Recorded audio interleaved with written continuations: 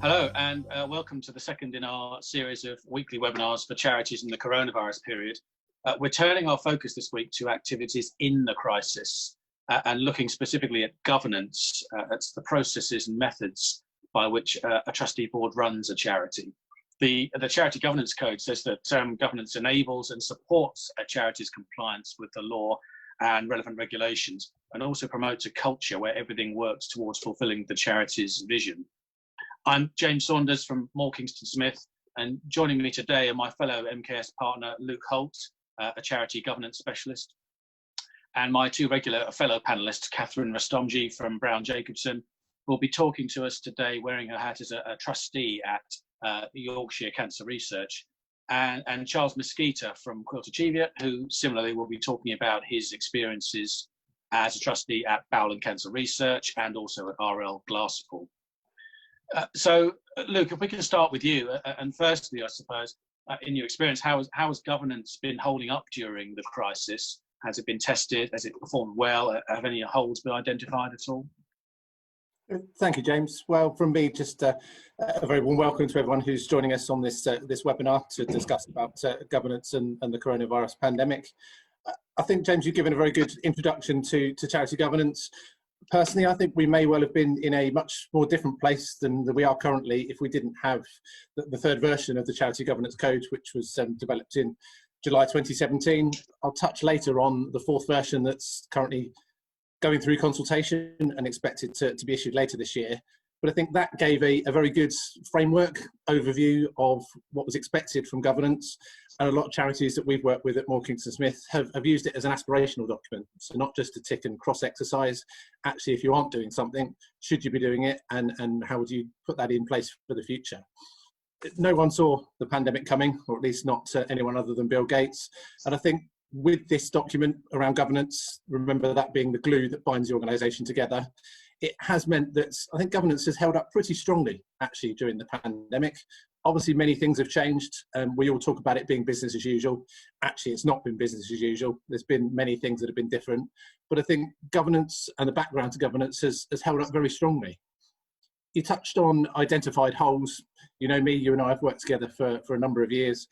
And actually, I'm forever an optimist. I prefer to say, rather than holes, kind of what gaps has the pandemic experienced in charity sector, and the positives of what are those gaps, and how do the charities move forward to make sure that those gaps are fulfilled going forward. By fulfilling those gaps, they get a stronger governance framework and think about moving forward in the distance. What are some of those holes? Emergency decisions, I think, would probably be top of my list. Without a doubt, I've been working with a number of charities over the past couple of years to think, what are those potentially emergency decisions, and how would you build a framework to deal with those as and when they occur? When the pandemic hit, December, but really March, when we had lockdown here in the UK, that wasn't the time to be drafting an emergency decisions policy. It wasn't time to be writing and approving that. It was really the time to say, we need to put that in practice and let's deal with it. Those that had that policy, they had better business as usual, because they knew if they needed a quick decision, they could use that policy. I think that's one area that if you haven't already looked at it, you definitely need to. Digital transformations and the movement in the sector, I think, is the second one on my list. The charity sector has been moving quite slowly towards digital transformations. You will have seen Taken on Trust from the Charity Commission back in 2017 that talked around IT being a real skill gap for not only management but also trustees. And we're talking today on a digital platform. Many charities out there would have started having all of their meetings on digital platforms. So we've been kind of forced into embracing digital transformations, but I'm quite positive that a lot of this will remain. Actually, many trustees have realised that you can have very efficient meetings using these digital platforms, and maybe we'll move towards having some meetings digitally, others face-to-face when the time allows. Final couple of points for me then, I suppose, flexibility, or being what I would call fleet of foot. The charity sector has sometimes had its finger pointed at it to say it's not that flexible in certain times. It can't turn around and move in different directions very quickly. I think for many charities, the pandemic has proved that point wrong. Being able to say we had this strategy or we had these things on our risk register. Once the pandemic hit, that pretty much tore those up or said you might need to move into a different direction. Those charities that have quelled the storm or moved forward during this period have said, actually, we need to be a bit flexible. We need to put our time into different areas and look at those rather than the previous risks that we had. And lastly, crossed over with that, James, you head up our strategy team at Moore Kingston Smith. You know the phrase diversification, and I've always said to my charities during governance, that's absolutely key, diversification. We've had many charities that either are service delivery in one particular area or have too much reliance on donations. Many of those income streams fell off a cliff. They're beginning to recover now, but for a long period of time, they dropped really far down. Investment income would be the other one. If that's just your one income stream, that leaves you significantly at risk of potentially going concern or what the future is. Governance would say, look at diversifying those income streams, look at other areas you could look at, and just become a more rounded charity. So that's a very whistle-stop tour through kind of gaps that I've seen, but hopefully that's helpful as a first answer. Yes, absolutely. Has there been a danger of charities taking their eye off the ball with governance at all, do you feel? I think that's a really good question, and actually maybe taking their eye off a governance project or a certain area of governance that they're looking at because there was a larger call on their time around the pandemic, around emergency decisions, or actually making sure that the charity continues to work with its beneficiaries during a really difficult time. But actually remember that the governance is just a phrase, but it is the umbrella or the root of a charity that sits there. So actually taking your eye off it, unless you go completely outside of all of your policies and procedures, it's always there, whether you're thinking about it or not. I think there are a few areas to think about. Systems and controls. I talked around the digital transformation in my first answer. There's many charities out there that still rely largely on paper processes or being able to be office-based and talk to other people. Again, the pandemic hitting and lockdown, that made much of that just not possible. So moving towards either changing those systems and controls or tweaking them rather than throwing baby out with the bathwater and saying, can we move to more of a less manual process or a less paper-based process? That's going to be important. One very important point I did want to raise this morning was around the best interest of the charity versus everyone wanting to help. When you have global pandemics or a natural disaster, for example, the natural human reaction is to want to help. But actually, from a governance point of view, you have your charity, you have your charitable objectives, and you have your charitable objects. You must make sure what you're doing sits within those charitable objects. I've had a few conversations with obviously charities that remain nameless around areas where they want to help, but it's potentially moving into that ultra vires situation of it's not something your charity should be doing. So weighing those up and making sure you're still making the right decisions is very, very important. And then lastly, from me on this, if you've ever seen me present on governance or you've ever had a governance review from Moore Kingston Smith, you know I always talk about that fine line between strategic and operational. Remembering trustees should remain largely strategic, and management, if you have management, is there to do operational. I think I've seen a few examples or a few conversations where trustees with the best will in the world are stepping into operational decisions or operational management, or management stepping the other way and saying, we need to go in a different strategic direction. Blurring that line, moving that line between strategy and operations is a dangerous area in governance and should be avoided at all costs. And if anyone wants to know any more about the strategic element of charities, I'd refer you to our previous webinar where we talked about that particularly, and there's some useful bits that are spun out into this one as well.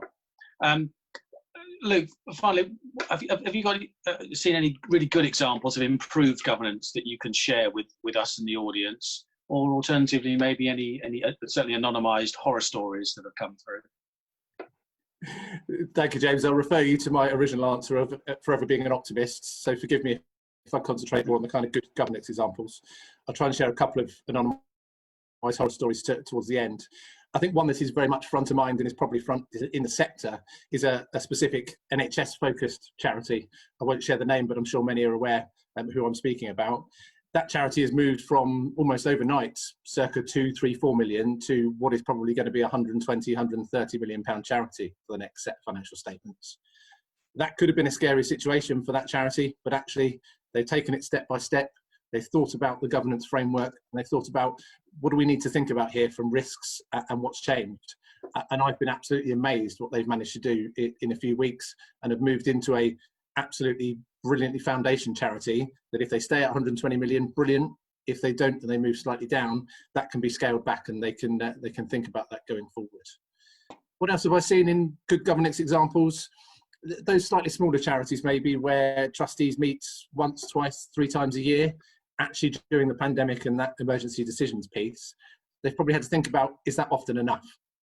going back to you're making those strategic decisions, either they've had more trustee meetings. I know some charities that have had monthly, if not weekly meetings, or they've put in a task force or a subset of the trustees that said, if those emergency decisions need to be taken, let's have a subset and make sure the trustees are happy. Either of those are really good governance, to be honest, and again, being fleet of foot and flexible. We've touched on online platforms, we've touched on doing meetings in different areas, and actually I was really happy that the Charity Commission issued that guidance around, even if your governing document says you have to hold meetings in person, we know that isn't practical at the moment, so please do use the Zooms, the Views, and the Teams of this world. And again, that means good governance continues. And then lastly from me on good governance, taking this as an opportunity that there's a risk there, but there's always a silver lining. So turning around and talking to clients when they say, well, we've always done it that way. Well, actually, this is an opportunity to say, even if you've always done it that way, is it the right way? Now is the time when many charities are looking at many policies. There may be a better way to do it, or actually the online, the electronic, the people working from home gives you the opportunity to do something in a slightly different way. Anonymised horror stories, I think I'll leave that kind of very generalised. Unfortunately, charity fraud, impersonations and IT risks have gone through the roof. People working from home and kind of not knowing what new normal looks like, that has raised risks around governance, so those should be on the risk register. And I think just reiterating what I said in one of the previous questions, maintaining that charitable focus and making sure you don't step outside of what you want to do, even with the best will in the world, that has to sit there from a governance framework point of view, and that is very, very important. Excellent, thank you very much. A good introduction, I think, to the subject, really. Catherine, turning to you and looking at your particular experience as a trustee in this period, how do you feel your charity's governance has performed during the crisis? Yeah, I mean, at Yorkshire Cancer Research, our governance practices are established and robust, and I think that's really helped because that's continued to operate well during the crisis. We have quite a large board of trustees, and a number of those trustees work in the NHS, so they've been extremely busy, but I think what we've seen is all of the trustees stepping up to be as available as they possibly can, giving their time and effort to dealing with the charities matters. So, whether that's attending board trustee meetings or committee meetings, but also other discussions that we've had as well. And I think we've really seen people putting that extra effort in during this time. I think that's really proven to be a really useful additional resource for the chief executive, particularly, but also the executive team in general. So they've been able to obtain input into reports or papers and updates that they've been drafting, and they can either, approach individual trustees who have particular expertise, or a number of trustees or subcommittees. So I think, we've sort of adapted to that and fed in wherever we can be useful, which I think has worked really well in terms of governance overall and how you can break that down, but then put that back together again.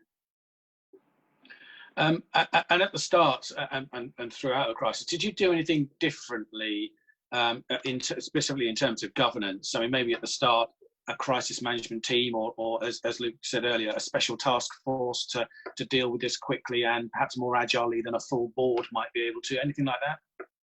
Yeah, I mean, our board of trustee meetings have continued to our normal schedule of meetings, and so have subcommittees. So actually meetings are always coming up fairly regularly. We've never had a particular gap between meetings. And I suppose the more critical areas, they've tended to be discussed at the appropriate subcommittee. So maybe clinical research awards for us, or compliance and risk issues that have been dealt with at committee level.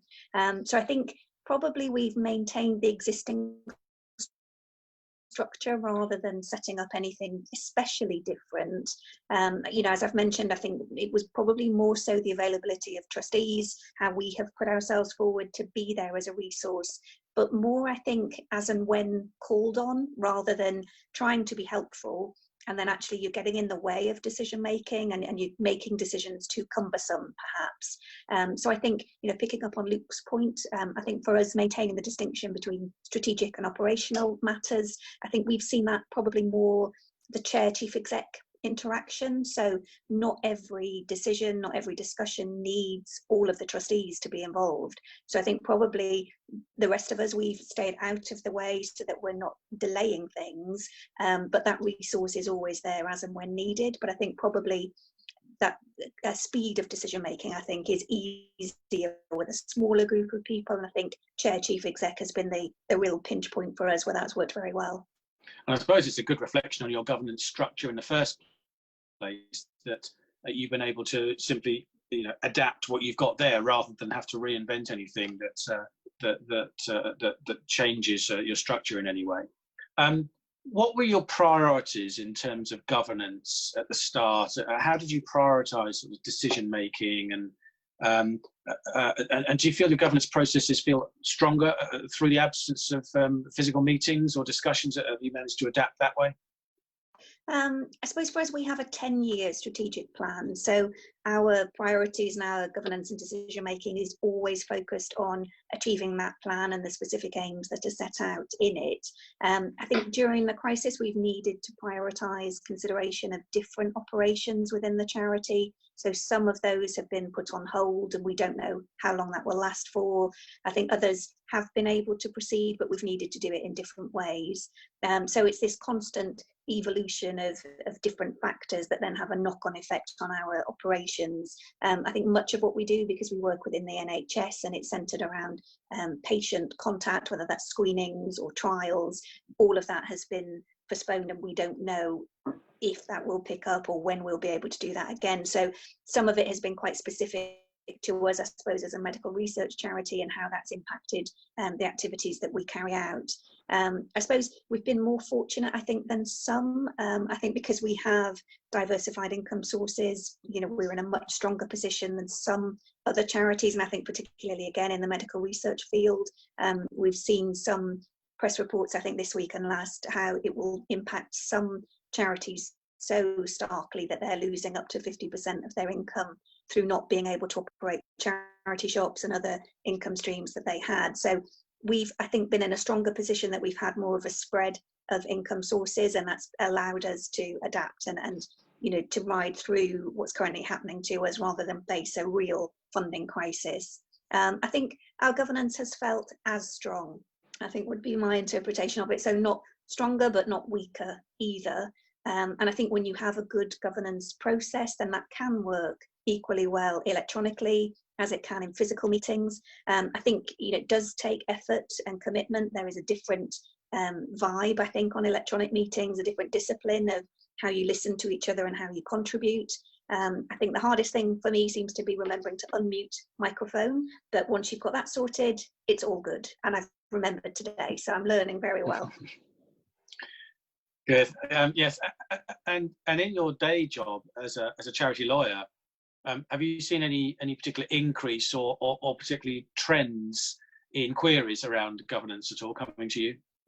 Yeah, very much so. I mean, I think with any crisis and also any focus on the charity sector, I think trustees do go back to basics. They look at their core and they say, what are we doing for governance? Are we as robust as we should be? I think the mention that Luke made of mission drift and charities moving away from their stated objects, I think many have then thought, are we doing what we're supposed to be doing? Are our activities focused enough on our stated charitable objects? So I have seen much more, I suppose, inquiries about governance, about decision making, about processes that charities are using. I do think the vast majority of charity trustees are committed to doing the best they can in their role. I think there's a real appetite for training, for self-improvement, for being as effective as they can be so that their charity can be as effective as possible as well. So there's a really positive approach, I think, rather than people feeling it's a negative situation. And I also think there's been an increased reference to the charity governance code that you mentioned as well. I think many charities are using that as a benchmark now to say, how are we performing against the code during the crisis, and let's look at how we're performing against it afterwards. So I think there's been some really useful learnings that many charities are taking advantage of at the moment. Good, thank you for that. Charles, turning to you now, and a similar first question to you, I think, to the one I posed to Catherine. How do you feel your charity's governance has performed in both cases, in both charities you're trustee at? A simple answer is I think yes, it has. To me, governance is all about, it's part of an organisation's DNA. It needs to be embedded into the culture. I mean, Catherine was referring to that, and it does. It needs to be a sort of a living, breathing part of the organisation. The one thing I hadn't realised is, with the governance code that was introduced in July 2017, Luke mentioned it was the third code. I have to say that, and it was.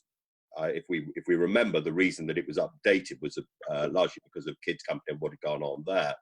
But I think going back to Catherine's point about trustees and staff's willingness to be proactive and taking a positive approach when change comes in, is I think the sector actually has been in a much stronger position into this pandemic as a result of the code's introduction and the speed of which people embrace that change. And I also think great credit should go to Rosie Chapman and the steering group for actually introducing a very pragmatic and practical guide, because I think it has been, certainly for the organisations where I've got actively involved in introducing or actually it's not really introducing, it was reviewing what were the existing governance and seeing how we could apply it and improve it.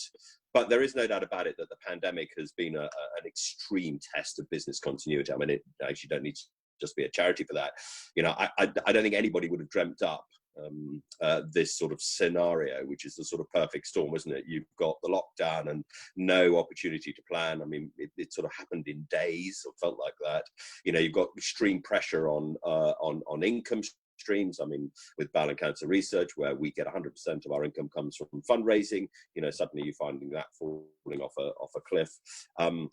You've also got escalated need, or where your beneficiaries' demands are just increasing, and that's likely to continue as you come out of it.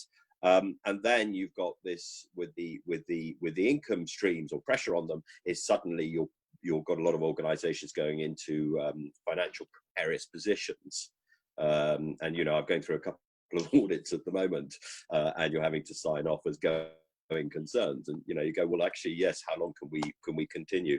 The one thing that I would say, though, I think that it never ceases to amaze me, although it probably shouldn't do, but it's staff and trustees sort of can-do attitude and the way that we react to crises. And I think great credit goes to, trustees and volunteers, both being volunteers, and the time that they're prepared to put in, and the way that they're prepared to adapt and look at things. We talk about digital transformation and online meetings. I mean, I suspect there were an awful lot of trustees, particularly when the average age is, 64, that had never used virtual meetings in any shape or form. And suddenly, within days, everybody's using it, and Zoom's become, the byword for virtual meetings, although there are obviously lots of other different ways of doing it. And I also just think the amazing thing is people's creativity, this sort of positive attitude of finding positive solutions. And so, rather, I suppose, long-winded answer to it, but the answer is I think actually our governance has stood up very well over this time. And how have you dealt with the practicalities and the logistics of governance during the lockdown? I mean, you mentioned virtual meetings, but also actually making the decisions during those meetings and coming to agreement and dealing with things like, I mean, you mentioned staff HR issues. Have you ended up giving greater autonomy for staff, and will that continue? Yeah, I mean, the one thing about a crisis is it forces you into situations where you've got to be innovative, you've got to be creative, you can't go through long processes, you've got to make decisions, and you've also got to take risk. And actually, you've probably got to be prepared to take more risk than you would do under a normal environment. And that can lead to some really very creative results. And I mean, one of them is definitely giving greater autonomy to staff. I mean, regulation sort of forces you into this bit that you've got to monitor and you've got to keep a check and the buck stops with you and everything else. But actually, at the end of the day, you're not there day to day, and somebody else is, and they're having to deliver it. So once you've set the structure, you've set the culture within an organisation, you've got to let them get on with it, and not be sort of watching them over the shoulders, but there to assist. I mean, the HR issues have been phenomenally challenging. I mean, you just look at this sort of move from having staff working into an office to moving home. You know, what is their home environment? Do they have the equipment? Have they got a desk and a chair? You know, they got childcare issues and stuff like that. You've got to deal with all of that. You've also got the whole mental health issues. And I have to say, you know, it sounds lovely to be for 2 to 3 months at home, but actually can be extraordinarily lonely. You know, it can become monotonous in the respect that you get up every day, you're going to work and everything else, and there's nothing else you can do, so you can spend too much time doing work. And one of the things that we have had to do is to make sure, actively encourage, but actually make sure people take breaks and get away from it and break their routine. We've also had issues around furloughing staff. I mean, so for our old Glasspool, where, you know, we have an income stream of about 2 million a year, a permanent endowment of 45 million. We had a whole conversation about whether morally we should be using the furlough scheme, because actually, yes, we've seen a fall in our income because all of it comes from investments, but which is going to be about 15-20%. But actually, you know, we could carry on doing what we're doing without any help, because, okay, fine, the costs, so our costs go up from 15% of our annual turnover to 20%. Well, that's manageable with the ability to go down. So that was quite interesting conversations. And then, you know, with staff, were there where we likely to see less grants coming through, and if so, what were staff going to do in the meantime, and could we use that time effectively? And we looked at sort of things like we could be doing on training or upskilling and stuff like that. So it's and whether we could use it for all those sort of jobs that we'd sort of put onto one side, and saying, actually, yes, let's use this as a product, sort of increased productivity. I think virtual meetings have been really interesting. I mean, we've had conversations on the board about when we get back to the new normal. Another catchphrase. Should we be having all of our meetings virtual? Actually, the answer is no, because you lack that interactivity, being able to develop a relationship, which you just can't do on these sorts of meetings. I think the other thing I learned very quickly is you can't hold these meetings as you would as you know, when you're sitting around a table. I mean, they're more tiring. You get, I don't know why that should be the case, but perhaps because we have to concentrate more. You can't have that sort of interactive debate that you would have if you're sitting around a table, but you've got to let people have an opportunity of airing their views. And one of the ways that I find the best way to do that actually is to focus on a smaller number of issues, so you don't go through huge amounts of minutes and agendas and everything else. Actually, you have some specific things you want to concentrate on. You make sure you've sent out before the meeting some sort of thoughts around that and what the issues you want to discuss, so that people had time to think about it. And then you need to go around the room and give everybody the opportunity to air their views. And it's not something that you can have as that sort of ongoing debate. But it's just a different way to, I think, still coming to good decisions. The other thing I find, I chair a couple of the committees, I find that extremely difficult, of trying to manage, you know, the whole virtual process. I think there is a skill set to that. I'm not sure I have the answer to it, because again, you're sort of juggling papers, you're trying to get everybody to get input, but you're also trying to think of how to keep the meeting moving and everything else. So to me, that is also quite a challenge for going through. I mean, interestingly, where we've had conversations in Port about going back to the new normal of the mixture between virtual and real meetings, I think the minimum would be 50-50. I suspect we'll probably go to sort of 60 to 70% face-to-face when you're there in person, but still giving people an opportunity that maybe traveling long distances is to come in on the meeting in a virtual way. The other thing that's been really interesting is around partnering with other organisations. And I really hope that we might use that to going forward. You know, so for example, with Glasspool, we've joined a sort of a grant makers coalition where we're looking to use our infrastructure, where we're able to get to sort of vet and distribute small grants out to a number of to a large number of individuals.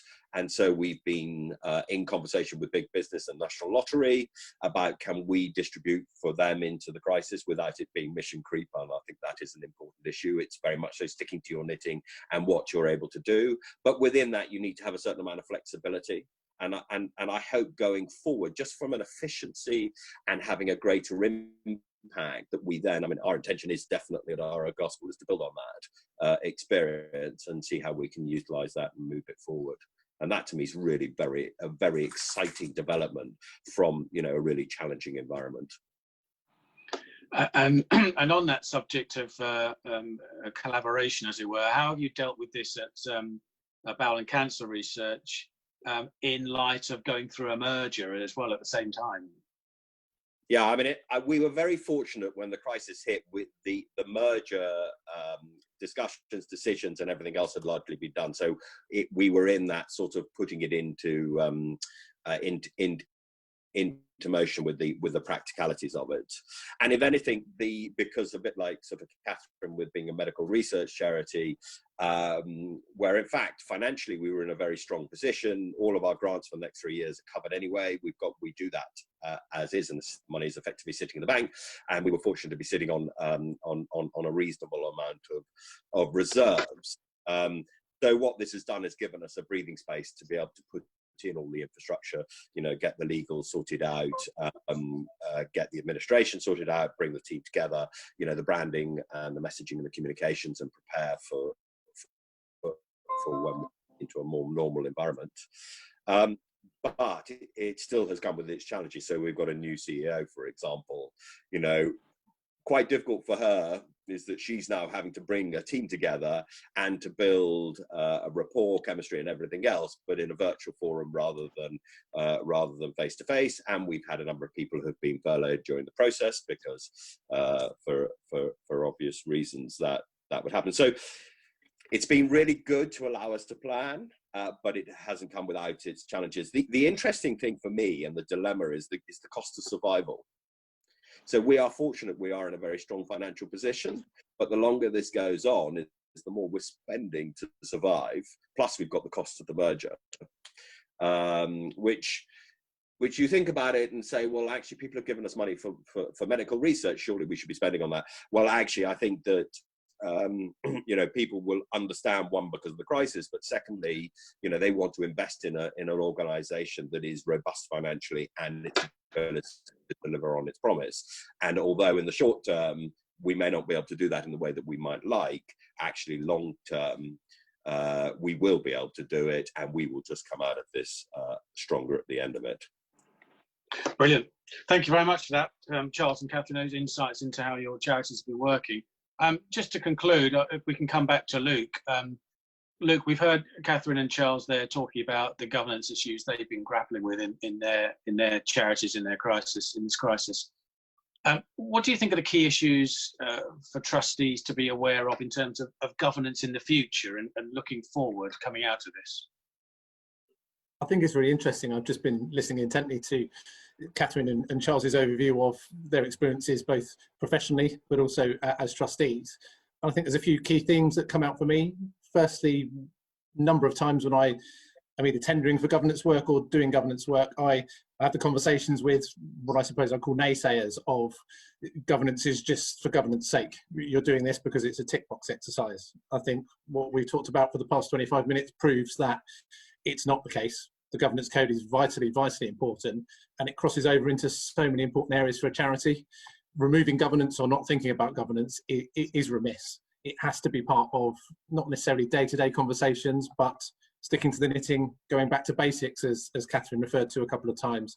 It is vitally important, not necessarily just in the time of pandemic, but also from a day-to-day point of view. If it isn't broken, don't look to fix it. So those basics are there. But if you look at something and think, could we do that differently, or why do we always do it in that way? Take that forward and try and change it. I think the other area that I'd tie in with something Charles said was around risk. I'm an audit partner as well as a governance partner, so risk is always on my agenda, maybe slightly more risk averse than others on this call. But there is a paragraph in the Charity Governance Code that's not that well thought of or actually talked about around being risk averse in itself is a risk. And I think that has come to light with what Charles said around still having an emergency process or making decisions, but actually not being able to take 3 months, 6 months to say, should we do this? Shall we not do this? Or is it too risky? Risk also develops opportunity. So if you're the first to do it, it's risky, but it could bring massive positives for the charity. Or just understanding there's always going to be an element of risk in everything that you do. So not doing it in itself is a risk. And I think That's something that we need to take away from what's been a very difficult three or 4 months. And I think the last part that I'd conclude on is, actually, I talked about the governance consultation for the code that finished back in 28th of February, I think it was 2020. Actually, almost how forward-looking that consultation was, because it concentrated on two main areas. One being diversity, and actually the questions talked around, do we need to expand that into more in the sector around diversity, equality and inclusion? And I think what we've seen going on in the press recently means that's a very, very important conversation. Diversity is not only just diversity of thought, it can be thought of in so many different areas. And then the second part of the consultation was around safeguarding. It doesn't have its own principle in the code, but it's mentioned in a number of areas. There was some guidance from the Charity Commission last week to all service delivery charities, I think, of 9 million or above, off the back of a 2-year case to say, actually, governance is core here, guys. You need to be thinking about this of delivery to beneficiaries and making sure you're doing the right thing. That other part of the Charity Governance Code, I think, is going to expand significantly off the back of that. So looking at governance, sticking to the knitting and actually thinking about the basics, but also re-reviewing governance potentially when that consultation comes out for second comment, or when we move to the fourth version of the code. So it comes back to, it's important not only day to day, but also going forward in your organisation. Okay, thanks very much. That is our time up for today. So it just falls to me to say thank you for joining us for this webinar on charity governance, and thank you to our panellists, Luke, Catherine and Charles. And please do get in touch if anything in these sessions does ring any bells with you at all. And otherwise, we do hope you'll join us for our next webinar, which will be called After the Storm, and which will cover financial resilience for charities next week. Until then, thank you and goodbye.